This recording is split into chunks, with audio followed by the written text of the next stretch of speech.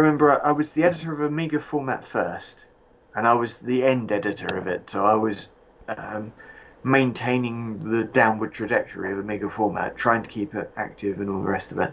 So at the end of that, they wanted to find me another position.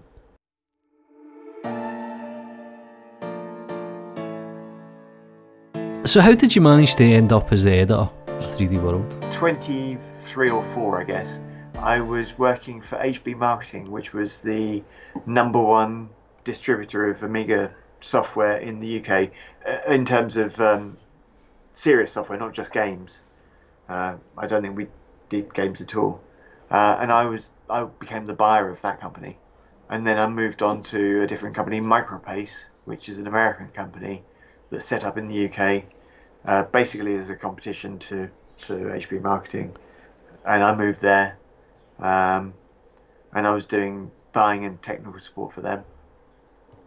And then I was headhunted to move up to Manchester to go and work for Amiga Computing. And then I was headhunted from there by Future to come and work on Amiga Format. When Amiga Format died, uh, I still wanted to stay on at Future, and Future still wanted to have me. Um, so they were looking around for something else I could do. Garrick Webster, who was the editor of Computer Arts, he wanted to start 3D World, but he was kind of senior to me in the sense that he'd edited several magazines and I'd only edited one at Future Publishing. I came in as the dep ed on 3D World, so a lot of the sort of day-to-day running decisions were mine, and he was responsible for the overall um, theme of the magazine. But we were all a team, so I think there were 7 of us on the team, and we all chipped in with our own decisions. Um, the 3D World logo took us months, literally, to actually come up with that. While I've got you on the subject of Amiga, what was your favourite content? Well, it used to be discs you used to get back then. Uh, Was there ever a disc that you just thought that was brilliant? on Amiga Format. On Amiga Format, I'll probably talk about 3D World in a second. Okay, on Amiga Format, I think probably the biggest one that was before my time was Imagine 2. I think that was a huge jump. Um, I got some big deals as well, except for me they were kind of sad because they were really oh well, that's the end of that then. We had Personal Paint by Cloanto, Michele Battiana at Cloanto, he gave us that. Oh, he didn't give it to us, obviously, we bought it, but we bought it to put on the magazine. So that was probably my best one in terms of the deals that I arranged. But the best one on 3D World, on Amiga Format was Imagine 2. In regards to 3D World, how did you Yeah. approach? Do you need to approach companies and say, "Can we put this on a disc and stuff like that"? How did that work? How did you actually get content on a disc? That intrigues me. Well, I did have a disk editor specifically for that, but if it was the same as my work on Amiga Format, it was a case of purely your contacts in the industry, which would be mine or whoever's, and I'd say, do you want to put out an old version, or do you want to even put out a tester of a new version, and then we can give you publicity like that, because our numbers were pretty good. I think the most I had on 3D World was something like 30,000 a readership, which is pretty damn good when you consider how many people actually did 3D back in those days. Who decided what went on the front cover? At that point, it would have been me that had the final decision on what went on the cover, but our art editor had a big say in it as well, because it was her, Annalisa Brandt, who actually did the cover design, and she picked out from the best images we had been submitted or searched out ourselves. Um, so for our first issue, the very first issue on which I was the deputy editor, we've got the eye of the Tyrannosaurus Rex from Dinosaur, the film Dinosaur, because that was a huge scoop for us because we were a brand new magazine, and because Garrick had contacts in the art world from doing computer arts, he had contacts in Disney. I did too, but not directly Disney. I was more Amblin and or Amblimation, and so we managed to get Dinosaur as the cover story, and well, he did mostly, and I just filled in. But the cover image had to be really striking for our first issue, bouncing off the screen or bouncing off the page, and so that's how it got decided. Once we were established as a magazine, then it became a lot more collaborative between all the members of the magazine's team. Right. Even ad sales. Ad sales were in a different building to us. They weren't connected to editorial, so they couldn't influence editorial. But ad sales would say, we've got this really shit-hot computer that they want to do advertising for. And 99% of the time it would be, okay, get them to buy a back page ad. It's the most expensive place to advertise in the magazine. Get them to do that. So they would, but for that 1%, there was something that was a cool image. So that's what was the overriding concern. So were you editor from issue 1? Pretty much. No, I wasn't. I wasn't editor until like issue 5 or 6, because Gary Webster was editor until then. And then once the magazine was up and running and we'd got the team working nicely together, then Garrick slowly kind of faded into the background to work on a different project. And I became the de facto editor, and then I became the actual editor. Right. Promotion. And I think that was 5 or 6. Well, it's quite interesting you were talking about advertising there, because when you turn the first page, it's for Silicon Graphics. I know. I thought, wow, really, still then, Silicon Graphics. But at that point, Silicon Graphics were making PC workstations. They'd finished with their custom hardware and custom software to some extent. The 3D world itself was starting to get democratized, but it was by programs like Lightwave, because until Lightwave was available separately from the toaster, the only 3D options you had were Alias, Wavefront, and Softimage, the major ones. But all of those were like 20 to 40 grand. And so Lightwave came out. Well, the toaster came out and it was $5,000, $5,000, and that's why Babylon 5 and Star Trek and the X-Files, etc., were all Lightwave shows, because nobody could afford 40 grand on a single machine, plus licenses for the renderer. To do TV programs at that point, even big programs like Star Trek. So at that point, they were still all using models. And then Ron Thornton went to see Universal and said to them, you should be doing this in 3D. Look, here's my stuff. And showed them that space in Lightwave was eminently achievable. It's quite funny that, because Lightwave kind of get tarred with that brush for so many years that it was only good for spaceships shows. Well, it wasn't that. It was the fact that I think you could turn it around, that it was only Lightwave that was good for that, because Max was shit at doing spaceships, and so were Maya. No, Maya was okay, but it was expensive. That's the problem. It wasn't that Lightwave was only good for spaceships. It was the only one good for spaceships because it was the only one that fit the budget requirements. Yeah. Prices are crazy nowadays compared Yeah. to what you originally got. Yeah, exactly. Even in hardware, I remember buying, I think it was a 40 gig IDE hard drive. I think it cost me £140 for 40 Well, gig. my first gigabyte hard drive cost me 600 quid. You're like, I'll never use this space. Exactly, exactly. And to buy it, I had to sell a VHS, Super VHS editing deck with a jog shuttle dial and everything. And it was still a good deal. Prices have really come down, and that's because of Blender now. And Blender is becoming a serious proposition. Well, obviously you know the predicament with me moving from Lightwave to Blender, and I have to say I've not felt any pain whatsoever. I've given up 3D rather than moving to Blender.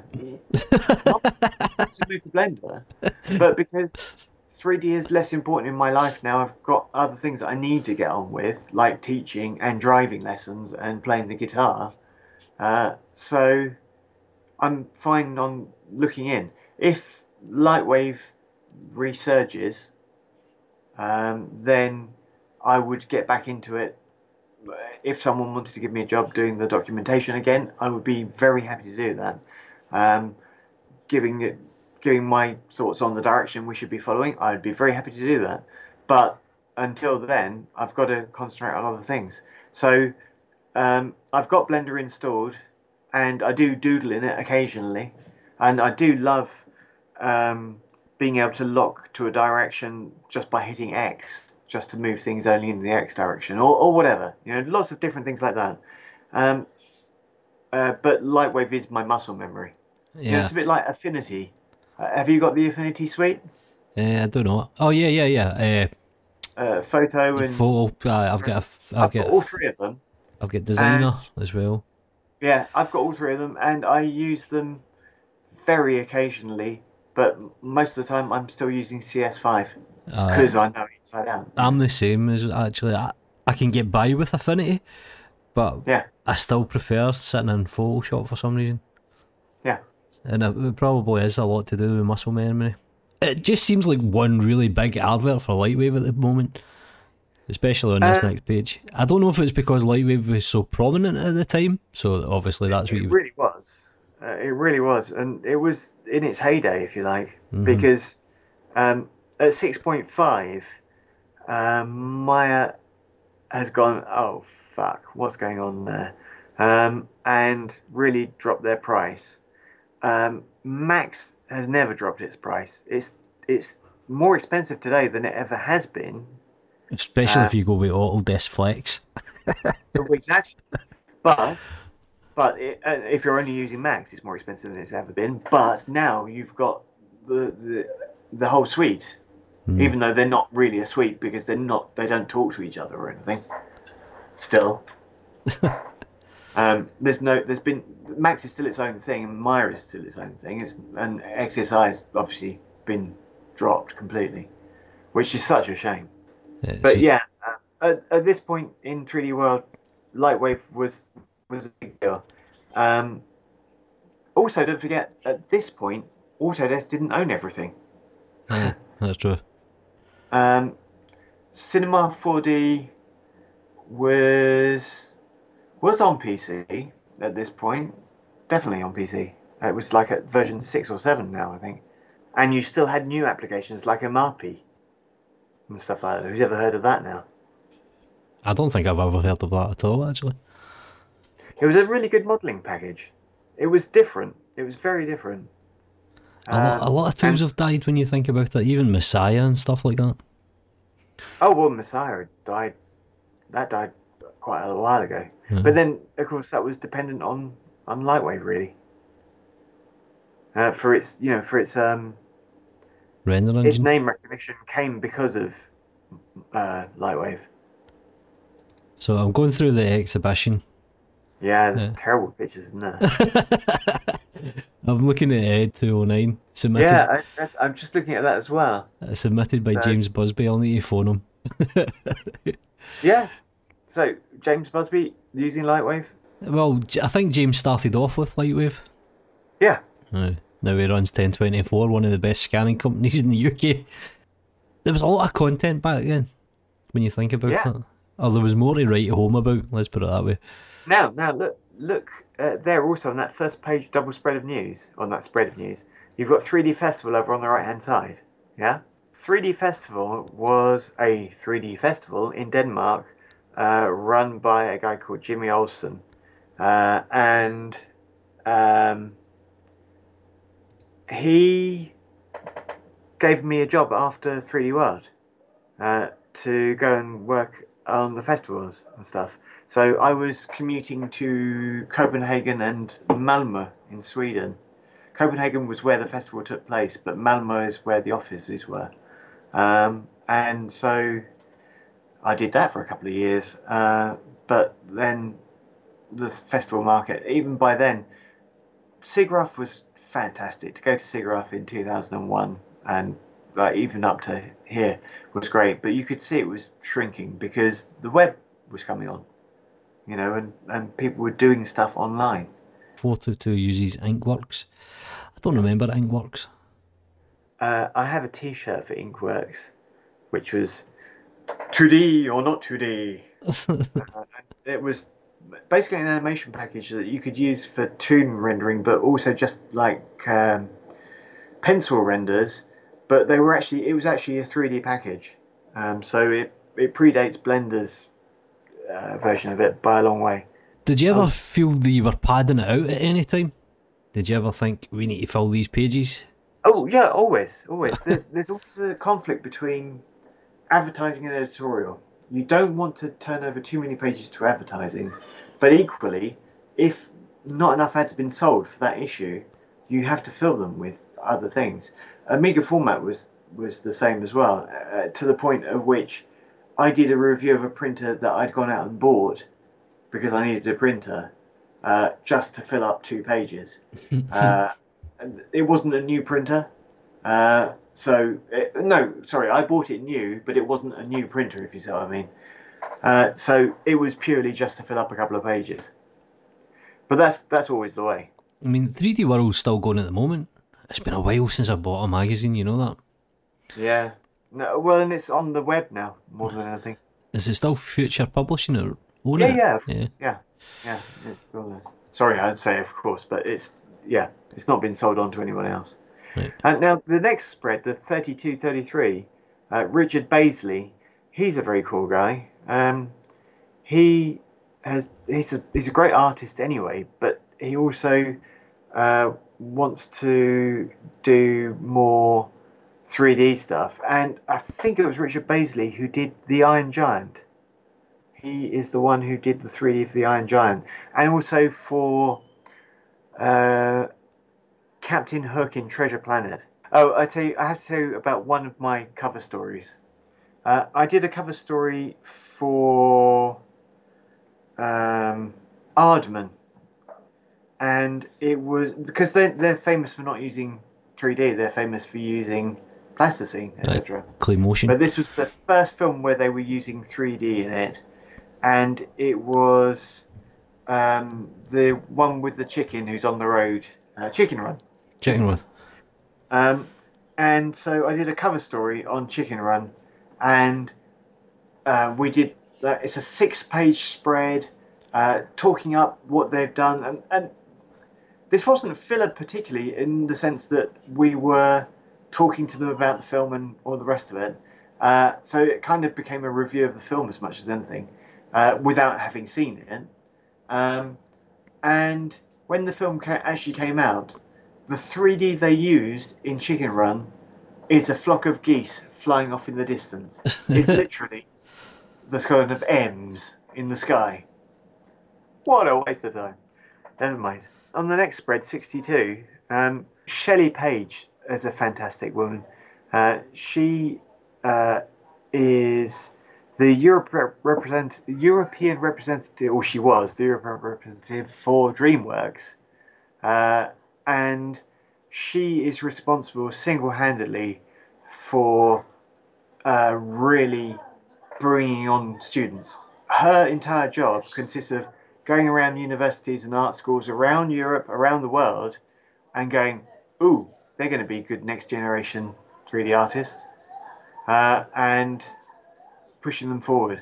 Oh, and the stars in 3D World, um, the reason it's out of 5, this is my fault as well. The reason it's out of 5 is because it might seem imprecise, and it might seem like you're giving a lot of things 4 stars or a lot of things 2 stars or whatever. But it's very important for 2 reasons. The first reason is inflation. So we stuck to 5 stars, and the reason we stuck to 5 stars was because you could be in a pub holding your pint and still say how much something was worth with your other hand. And the other thing is that the 5-star rating is something that's worth 5 stars isn't necessarily the same as something else that's worth 5 stars. It's what that reviewer thought at that moment in time. As I say at the start of the review section, I think, I certainly used to, it's not a fixed mark. The fact that the next version only gets 4 stars doesn't mean it's worse than the previous version, because it will bring new functionality. What it means is that the reviewer at that point in time didn't think it was as good as it could be, and that's why they give it 4 stars. So there you go. Oh, there you go. That was quite interesting. Very long-winded explanation. Long way for a shortcut. Yeah. You mentioned the pub, and your wife slightly picked up on it. I take it. See, I get the impressions of you driving Ferraris and very sensible soccer type, where you're all mega rich. Sensible soccer. You can't diss sensible soccer. We were playing that all the time, but on the Amiga, not on anything else, not on a console or anything. Yeah, no, we worked hard and we played hard. I mean, we